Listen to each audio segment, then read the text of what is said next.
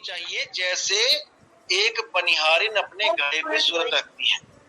वो डोलती है, बोलती है, चलती है, लेकिन उसकी सारी सूरत उसके घड़े पे होती है, उसका घड़ा नहीं गिरता है।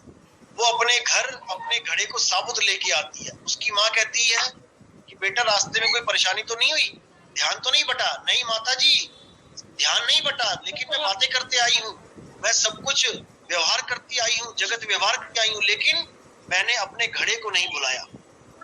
मैंने 24 घंटे घड़े को याद रखा। इसी प्रकार हमने भी सारे काम करते जाने हैं, कोई रोक टोक नहीं है। सारे काम करो, नौकरी करो, घर बार करो, सब कुछ करो, लेकिन सूरत को शब्द में लगा के रखा है। पता नहीं कौन सा समय अंतिम समय बन के आ जाए, कब हार्ट अटैक आ जाए, कब क्या हो जाए, कुछ नहीं पता। हमने अपनी तैयारी रखना है, अपना सामान बांध के रखना है। पता नहीं कौन से टाइम पे हमारी फ्लाइट छूटनी है और हमने अपनी फ्लाइट मिस नहीं करनी है। शब्द विहंगम चाल हमारी, विहंगम चाल यानी कि जैसे फ्लाइट होती है, पक्षी होता है, हवा में उड़ती था।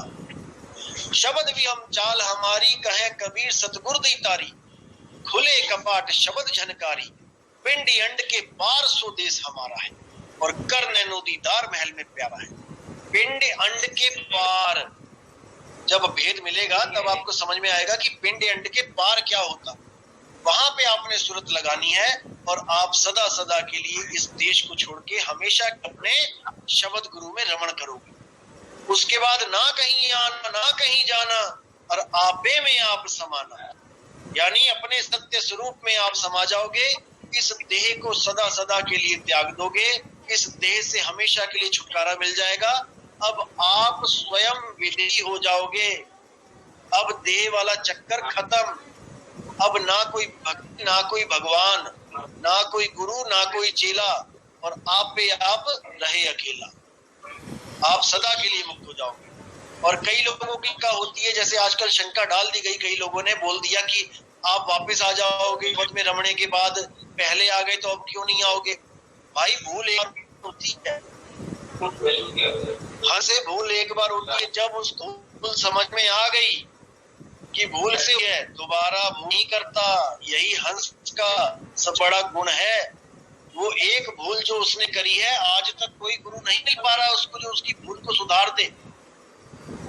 एक बार अगर आप किसी गली में चले जाओ और वहां पे 8-10 कुत्ते खड़े हों और आप भाग के घर वापस आ जाओ, तो दोबारा हिम्मत नहीं करोगे वहां जाने की। और जो कहता है कि आप दोबारा यहाँ पे आ जाओगे काल के जाल में, काल के लोक में, अभी उसको और सोचने की जरूरत है। उसको अभी बहुत कुछ समझने की जरूरत है कि भाई दूध का जला छाछ फूक फूक के पीता है, हम क्यों आएंगे यहाँ पे? गलती से भी नहीं सोचेंगे आने की, क्योंकि बस एक भूल हुई है हमसे, वही भूल नहीं संभाली जा रही। उसी भूल को सारा भूला है उसमें, उसी भूल सुधारने के लिए दुनिया आते हमें ऐसा ना कि मरो। तो ठीक है, आज का सत्संग यहीं पे समाप्त करते हैं। और अब रोज 5 बजे ऐसे ही 20-25 मिनट का सत्संग चला करेगा।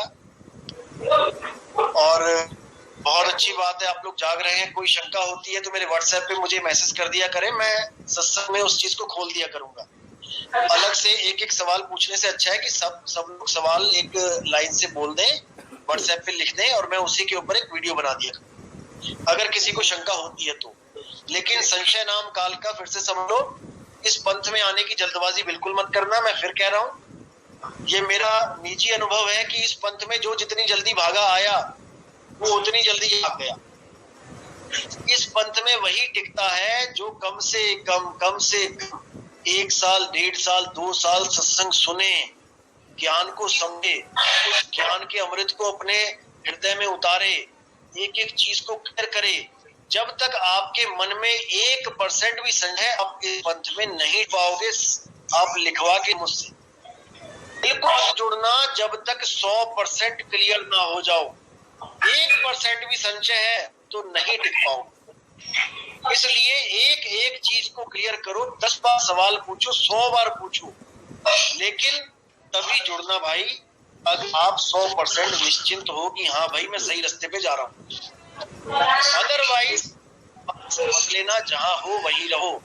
मैं फिर खुले शब्दों में कह रहा हूँ, अगर आपको लगता है कि हम जहाँ पे हैं वो पंथ अधूरा है, अधूरा है और जो बताया जा रहा है वो पूरा है, जब तक ये दृढ़ निश्चय ना जाए जब तक इस पंथ में मत आना।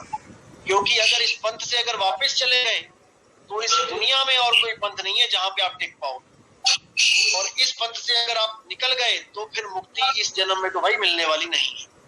ये कबीर का मूल ज्ञान है, इसको समझने में भले देर लगा दो, कहते देर आओ पर दुरुस्त आओ। अगर दुरुस्त नहीं आओगे तो नहीं टिक पाओ और ना ही कोई प्राप्ति हो पाएगी।